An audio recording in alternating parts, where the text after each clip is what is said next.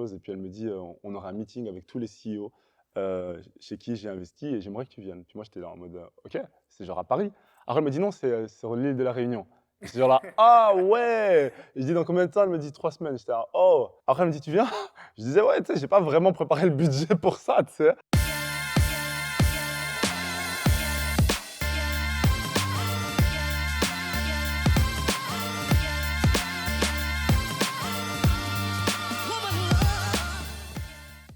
Salut à toi, j'espère que tu vas bien. On se retrouve aujourd'hui pour un recto verso de Bertrand Bingono, qui est une personne aux multiples facettes. Bienvenue Bertrand, Merci mec, ça fait plaisir de te voir ici.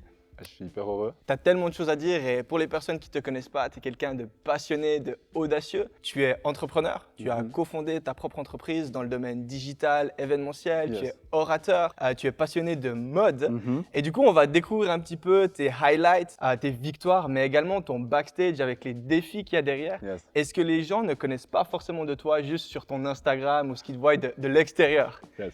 Et du coup, je propose de commencer directement par le fait que tu es orateur, pour moi, un des plus excellents en francophonie.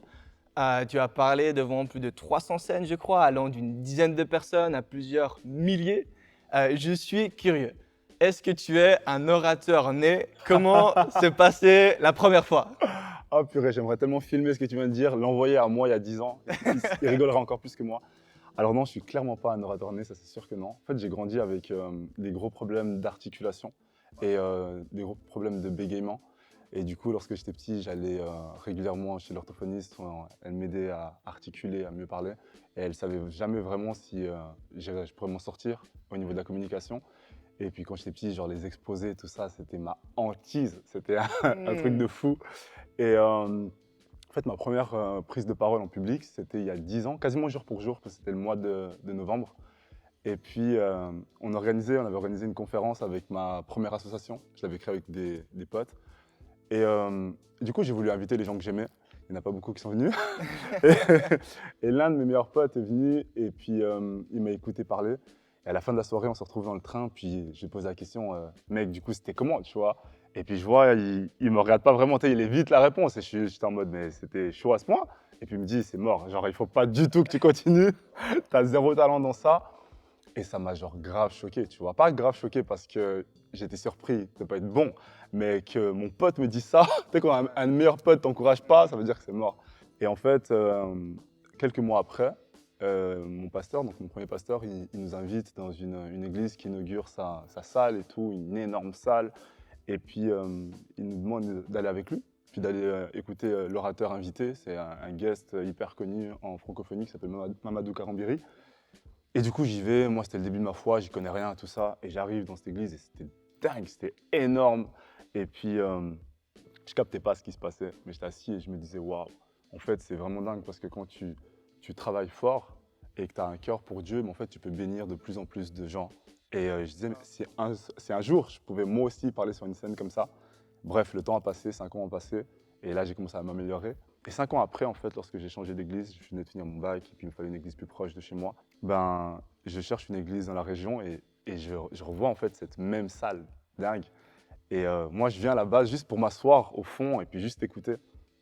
Et puis le responsable de cette salle, de cette église, il me dit, tu sais quoi, j'ai envie que dans 2 mois, ce soit toi qui prêches sur cette scène. Puis je lui dis, mais comment tu peux me demander ça? Tu me connais pas, tu sais, tu es un charlatan et tout. Et il me dit, non, non, j'ai la conviction que tu as du talent, j'ai entendu parler de toi, etc. Et en fait, cet endroit, c'est ici, c'est le centre de vie. Et j'ai fait ma première prédication ici à 23 ans. Je faisais partie des plus jeunes, si ce n'est le plus jeune orateur. Et puis j'ai prêché une fois, puis après ils ont tellement apprécié qu'ils m'ont demandé de rejoindre l'équipe d'orateurs. Et c'est dingue, donc ouais, c'était un process, mais je suis de loin pas un orateur né, non, c'est beaucoup de travail, beaucoup de passion et de persévérance, même quand tes meilleurs potes te disent il faut arrêter.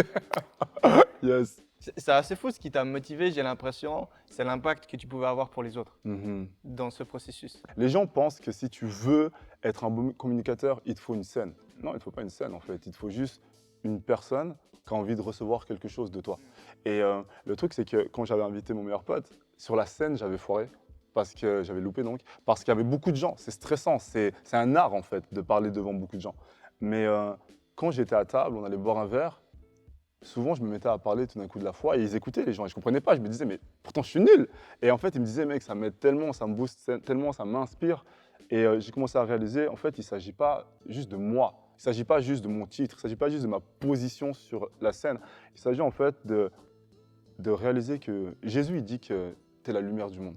Pas parce que tu es trop stylé, pas parce que tu es trop beau, pas parce que tu t'habilles je sais pas comment, juste parce qu'en fait, il vit en toi, c'est ce qu'il dit. Et des fois, tu as l'impression d'être tout sauf la lumière du monde. Et il te dit, mais c'est quoi? Tu brilles quand même. Et quand tu réalises ça, tu dis, ok, tu sais quoi, je vais essayer d'apporter ma petite lumière là où je peux. Et au fur et à mesure que tu le fais, avec un bon cœur et avec passion et persévérance, en fait, il y a des opportunités qui s'ouvrent. Et du coup, ouais, la scène, au bout d'un moment, peut-être que tu ne connais pas les gens qui sont en face de toi, mais c'est la même chose que lorsque tu parles à ton meilleur pote dans un bar, c'est tu ouvres ton cœur et ça touche plus de gens. Et quand ton focus, c'est les gens, ben, en fait, au bout d'un moment, il y a de plus en plus de gens, donc c'est ouf. Ouais. Et dans cette authenticité, à vouloir rejoindre les gens, tu as surfé sur d'autres passions aussi, dont la mode. L'été 2018, tu as participé au lancement d'une marque d'habits qui s'appelle White Page, dont le designer et fondateur principal, c'est Raph Fonzo. Yes. Et c'est pas juste vite fait un lancement que vous avez fait. Vous avez déjà été invité à la Fashion Week à Londres. Il y a Stress qui a porté ses vêtements dans absolument toute sa tournée, dont au Music Awards suisse. Donc c'est un très beau petit lancement en à peine 2 ans. Est-ce que tu arrives à me dire un petit peu plus qu'est-ce qu'il y a dans le backstage? Qu'est-ce que les gens ne voyaient pas pour ce succès? White Page, c'est l'un des projets les plus déconcertants dans lesquels j'ai été, dans la mesure où est-ce que Raphaël Fonzo, la première fois qu'il m'a parlé de ça, et big up à lui, et il dit il faut que je crée une marque de vêtements où ce qu'on augmente les standards, où ce qu'on fait la différence, où ce qu'on communique un message fort et puissant. Il avait vraiment cette vision que Dieu va me parler, en fait, et Dieu va nous montrer comment créer et quoi faire. Et pour moi, ça, c'était hyper choquant parce que alors, j'aime Dieu de fou, j'aime ma vie de foi, mais quand je bosse, je suis très très pragmatique. On bosse, on a des résultats comme ça. Et lui, il était hyper en mode, il faut vraiment que Dieu nous parle, etc. Et du coup, il y avait beaucoup de temps de prière et de temps de réflexion. Comment est-ce qu'on peut bénir, tu vois? Est-ce que tu arrives à dire qu'est-ce que ça veut dire bénir les autres? Le mot bénir, en fait, vient de bénédire, hein. C'est une bonne parole et globalement cette idée de bonne influence, tu vois. Et pour lui, ça faisait sens par rapport aussi à la qualité du vêtement, par rapport à où le vêtement était produit, par rapport à l'éthique qu'il y avait derrière, tu vois. En fait, c'est ça, il y a toute une image. White Page, vraiment notre cœur, c'est de mettre en avant les gens pour ce qu'ils sont. Dans la mode, quelquefois, il y a cette idée où ce que les gens sont un peu dénaturés.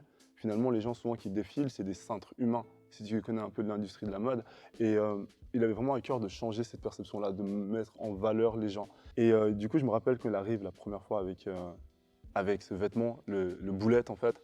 Et c'était un forme de gilet, etc. Et il me dit, j'ai la révélation, ça c'est le truc qui va faire la différence. Et moi, je vois ça et je me dis, mais ça se porte ce truc ou quoi? Et du coup, on a cette réflexion avec qui est-ce qu'on peut faire des partenariats. On entre en conversation avec Atom. Et ils ont vu les produits et ils ont vraiment apprécié les produits. Et cette collaboration, en fait, a été une rampe de lancement énorme pour nous et vraiment big up à eux. Parce que nos vêtements se sont retrouvés à Atlanta. Très rapidement, des stars d'Atlanta les ont portés. Ils ont porté aux BET Awards. Différents artistes qui cartonnent vraiment, qui sont suivis par des millions de gens. Et du coup, ça a débouché sur une collaboration exclusive aussi avec Stress que Raph a négocié, des invitations à la Fashion Week. Et c'est hors norme pour la première année d'une marque de vêtements. En fait, ouais, j'étais impressionné de se dire, en fait, on peut communiquer tous les éléments de Dieu dans plein d'autres secteurs que la communication. Ouais. Et quand tu as des collaborations avec des gars comme ça, comme Boris Baker et tout, et qu'au bout d'un moment, tu te mets à prier avec eux, à parler de la foi, c'est incroyable. Il ne s'agit pas que de ça, en fait. On soit d'accord, Raph, c'est un businessman. Et il est dans le monde de la mode, et il est là pour respecter les critères et les exigences du monde de la mode, mais c'est un homme de Dieu aussi. Et c'est incroyable de le voir, en fait, vivre les deux, en fait. C'est quelque chose de puissant. Ouais. À côté de ce lancement hors norme d'une marque d'habits, tu as également lancé ta propre entreprise, cofondateur d'une forme de réseau social, application digitale, événementielle. Et tu as depuis une année eu des rencontres assez hasardeuses. Est-ce que tu arrives à me dire un petit peu plus quelles sont les rencontres les plus impressionnantes que tu as vécues? Mais en début d'année, ça c'était ouf, c'était le mois de mars. Et je venais justement de négocier la deuxième levée de fonds. et qui était vraiment importante pour nous parce qu'on est dans un secteur très coûteux au niveau du développement. Mon investisseur principal, elle a été hyper surpris par le fait qu'on ait réussi à négocier ça. Et du coup, je discute avec elle sur Zoom et puis elle me dit, tu sais quoi, le travail que tu fais, ça me touche vraiment et j'ai envie que tu viennes voir quelque chose. Et puis elle me dit, on aura un meeting avec tous les CEO chez qui j'ai investi et j'aimerais que tu viennes. Puis moi, j'étais là en mode, ok, c'est genre à Paris. Après, elle me dit non, c'est sur l'île de la Réunion. C'est genre là, ah ouais! Et je dis dans combien de temps? Elle me dit 3 semaines. J'étais là, oh! Après, elle me dit, tu viens? Je disais, ouais, tu sais, j'ai pas vraiment préparé le budget pour ça, tu sais. Et elle me dit, non, c'est bon, on s'occupe de tout. Et du coup, bah, j'étais motivé, j'ai bougé. 3 semaines après, j'étais à l'île de la Réunion. Ils aiment bien mêler l'utile à l'agréable, hein, ces investisseurs. Ça, c'était le cas. Et j'arrive là-bas et j'étais le plus jeune fondateur, en fait, parmi toutes les fondatrices, fondateurs qu'il y avait. Et déjà, pour moi, ça, c'était dingue, tu vois. Et j'ai pu présenter mon projet. Les feedbacks que j'ai reçus étaient incroyables. Et ça faisait en fait 10 ans, jour pour jour, que j'avais donné ma vie à Jésus. Du coup, pour moi, c'était un cadeau d'anniversaire incroyable. Parce que Dieu, des fois, il te fait des petits signaux comme ça pour te rappeler qu'il pense à toi. Et c'est tellement beau. C'était la période où le corona commençait à prendre de l'ampleur. Et cette femme donc, qui organise ça, c'est une femme d'affaires incroyable dans le monde des médias. Potentiellement l'une des femmes les plus influentes, je pense, en Europe dans ce secteur-là. Elle commence à faire des groupes de travail. Et l'objectif, c'était de voir comment est-ce que nos différents projets pouvaient aider durant cette période de crise qui commençait vraiment à émerger. Et du coup, j'étais autour de big tables avec des gens que j'aurais jamais pensé rencontrer de ma vie, tu vois. Des gens que je respecte, que j'admire, des hommes d'affaires, des femmes d'affaires incroyables, et des entrepreneurs, des communicateurs. Il y avait des directeurs sur chaque table et puis ils posent la question, ok les gars, maintenant on fait quoi en fait? Et tu penses qu'il y a tout le monde qui va parler, il n'y a personne qui parle. Et tu me connais, je peux rester 5 minutes sans parler, mais au bout d'un moment, il faut que je parle. Et du coup, je me dis, ok, je propose un truc. Et je propose, et le gars, il dit, I like it, I like your idea, tu vois, j'aime ton idée. Et j'étais genre là, what? Et il commence à écrire mon idée, et j'étais genre là, il écoute ce que je dis. Et pour moi, là, c'était fini. Là, pour moi, je pouvais remballer, je pouvais repartir en Suisse. Ma vie était faite, tu sais. Et ça ne voulait pas dire que j'étais un entrepreneur énorme ou que mon projet, il va cartonner. Mais c'est un clin d'œil que Dieu te fait. C'est comme s'il te montre une projection de ce que peut être ta vie si tu n'abandonnes pas. Et je ne te parle pas juste des hôtels et du cadre, mais du fait qu'il n'y a aucune relation qui est impossible et que tu n'es pas n'importe qui en fait. Juste là où tu es avec tes petites idées, si tu persévères, Dieu peut vraiment ouvrir des portes incroyables. Et pour moi, c'est ça le dream. C'est pas le fame ou l'argent qui peut arriver si on cartonne, parce que tu n'as aucune certitude, surtout dans la période du coronavirus comme maintenant, mais c'est de voir tout ce que Dieu peut créer comme cadre, c'est incroyable. J'aimerais te challenger avec cette idée, Dieu ouvre des portes, Dieu crée une percée, c'est des mots que tu as employés. Est-ce que tu penses sincèrement que c'est Dieu qui fait ça? Dans le sens où les personnes voient ta foi, peuvent respecter ça, certains même être inspirés, mais on pourrait être tenté de dire que tu es juste quelqu'un de talentueux. Des fois, tu peux être dans une ruelle, sur une rue, et tu vois quelqu'un qui court une pétée vite. Et toi, tu te dis, le gars, il court hyper vite. Des fois, c'est intéressant de voir ce que le gars il est en train de fuir et pourquoi il court autant vite. Tu vois ce que je veux dire? Si le gars il court vite et que tu vois un chien qui lui court après, tu vas comprendre pourquoi il court vite. Quelquefois, en fait, les gens ils jugent ta vitesse ou ils jugent ta performance à mi-parcours, mais ils savent pas d'où tu viens. J'ai pas grandi avec la capacité de communiquer comme je communique aujourd'hui. J'ai pas grandi avec ce type de confiance. J'ai pas grandi avec ce type de détermination ou ce type de foi. Euh, Quand j'ai grandi comme la plupart des gens et une fois tu tombes amoureux et tu essaies de puiser ton identité là-dedans et la relation se casse et tu es genre down. Et puis après tu rencontres un pote, un groupe de potes et tu essaies de puiser encore une fois ta motivation, ta détermination et ça dure 5 ans puis après ça se casse. Parce qu'en fait c'est souvent comme ça qu'on vit la vie. Tu as des grosses périodes cool, des grosses périodes de bas. Pour moi quand Jésus il est arrivé dans ma vie, en fait j'ai commencé à puiser en lui. Et mes potes, ils étaient en mode ah, c'est un délire, ça va durer 1 mois, 2 mois. Ça fait 10 ans que ça dure 2 mois. Tu vois ce que je veux dire? Et le truc, c'est que je puise en lui et il n'y a jamais un moment où le puits dans lequel je puise, il est sec. Et pour moi, ça, c'est complètement dingue. Ça ne veut pas dire que j'ai pas de difficultés ou pas de problème. Ça veut juste dire que je vais arrêter d'essayer d'utiliser le développement personnel pour être ma force parce que pendant un moment j'écoute le développement personnel puis après je suis down, je vais arrêter de croire que si je traîne avec toi je vais faire la différence. Jésus est une source incroyable pour moi. Oui, je travaille beaucoup. Oui, j'ai de la passion, oui, j'ai de la détermination, mais je peux te jurer que les choses que j'expérimente, c'est pas grâce à moi. Et des fois, j'ai des downs tellement gros, et si Jésus n'était pas là, je sais pas ce qui se passerait, tu vois ce que je veux dire.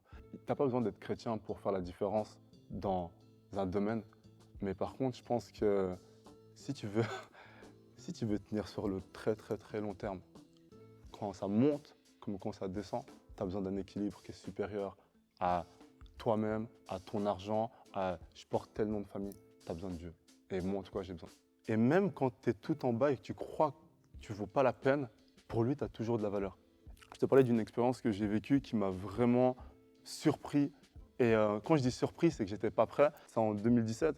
Je suis posé à la bibliothèque à Lausanne et j'ai mon téléphone qui sonne. Et je réponds au téléphone et un mec il me dit Hey, c'est Steven, est-ce que tu te rappelles de moi? Et je lui dis Steven qui? Et il me dit si, j'ai fait l'interview d'un pote à toi, etc. Puis je suis en mode ah ouais, je vois qui t'es. Et il me dit écoute, j'ai une idée, j'ai envie de créer en fait une série où ce que je suivrai quelqu'un pendant une année puis je vais faire une série sur sa life. Et je suis en mode hyper cool, tu veux quoi, des conseils et tout? Et il me dit non, mais j'ai envie de faire la série sur toi. Et moi, j'éclate de rire parce que pour moi, c'est un sketch. Je suis là, mais de quoi tu me parles? Et il me dit vraiment, j'ai envie de te suivre pendant une année, etc. Et je raccroche le téléphone et j'en parle après à des potes à moi et vraiment, on rigole, tu vois. Puis un des potes à moi, et tu sais, je pense qu'il était un peu en doute. Alors, il me disait, mais c'est des conneries, il fait pas une série. Puis du coup, à chaque fois qu'on avait des événements, il me disait, tu veux pas que la caméra, elle vienne et tout, histoire de s'assurer qu'il y avait vraiment un gars qui me suivait. Et du coup, la caméra elle était là à mon anniversaire, en fait, il y avait grave du monde à mon anniversaire. Et puis il me dit, c'est quand même marrant. Il me dit, regarde, c'est le jour de mon année, il me dit, il y a des mannequins qui sont là, il y a des footballeurs, il y a des gens qui sont entrepreneurs, etc. Et il me dit, puis ils ont choisi le gars qui croit en Jésus pour faire une série. C'est quoi ce délire, tu vois? Et il éclate de rire, et moi aussi j'éclate de rire, parce que je suis tellement conscient, enfin, c'est quoi le délire? Parce que je sais que toutes ces choses que j'ai dit, sans le jour où j'ai donné ma main à Jésus, elle ne serait pas là. Peut-être dans ta vie, ça marche sans Jésus. Moi, ça ne marche pas sans Jésus. Waouh. Ton parcours est super inspirant sur les hauts comme les bas. Et un des bas que les gens ne connaissent pas, c'est le fait que dans ton parcours scolaire, à l'école primaire, tu étais en difficulté. Tes professeurs ne misaient pas forcément en toi et t'auraient qualifié de cancre. Qu'est-ce que tu donnerais comme encouragement à des jeunes qui se reconnaissent dans ton parcours, qui disent « j'ai peut-être de la détermination, mais j'ai pas si, je viens de tel endroit et puis je pense pas réussir à aller à cet objectif, à ce rêve ». Ce serait quoi ton dernier encouragement? Si un jeune veut faire la différence, il faut qu'il arrête de se voir par rapport à où il est maintenant. Combien je touche par mois? Combien de followers j'ai sur Instagram? Est-ce que j'habite dans une grande maison ou je sais pas trop quoi? Il faut que tu arrêtes de checker ça. Parce que ça va pas arrêter de varier durant toute ta vie. Mais par contre, ce qui variera jamais, c'est l'amour de Dieu, c'est comment est-ce que lui te voit, c'est le fait qu'il a dit tu es la lumière du monde et tu peux faire la différence. Ça change pas, c'est un mandat divin.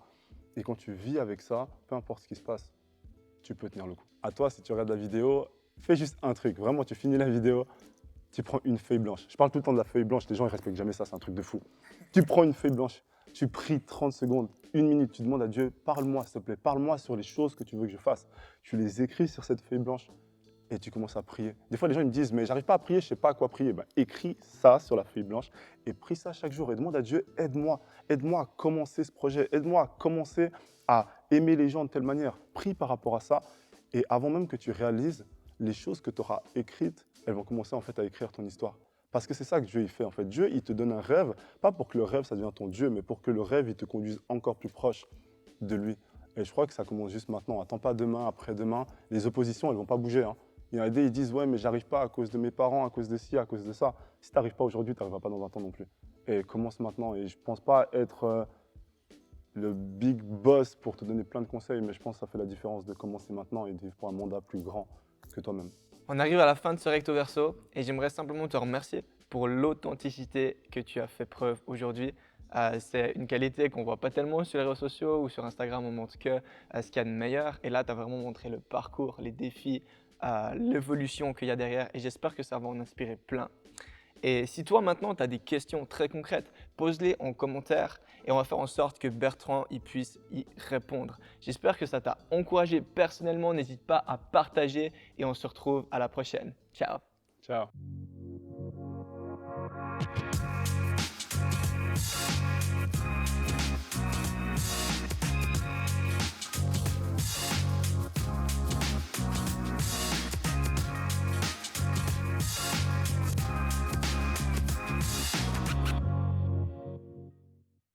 Elles sont nouvelles, hein? Ouais, c'est nouvelle. Tu les as achetées pour cette vidéo? C'est sponsor, mec. C'est sponsor? Non, pas encore. Pas encore, ok.